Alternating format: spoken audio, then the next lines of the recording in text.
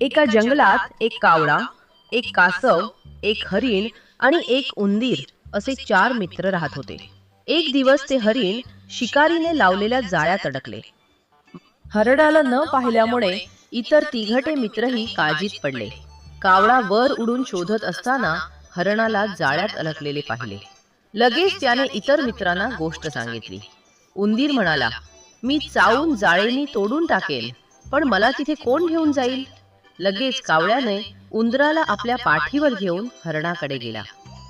उंदीर त्या जाळ्याला आपल्या दातांनी कुरतडू लागला.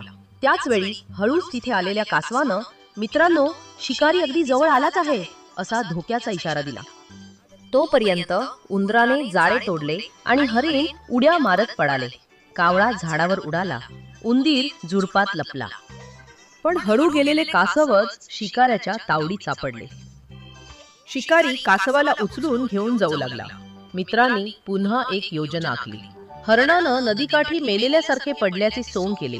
कावळ्यानं त्याच्या डोळ्याला चोच मारत असल्यासारखे सोंग केले. हे पाहून शिकारीनं कासवाला खाली ठेवून हरणाला पकडण्यासाठी धावला. त्याच वेळी उंदरानं कासवाला बांधलेला दोर तोडला. कासव पाण्यात जाऊन लपले. शिकारी जवळ येताच हरिण तात्काळ उठून पळाले. शिकारी त्यामुळे निराश झाला. 4ही मित्र नंतर पुन्हा एकत्र आले.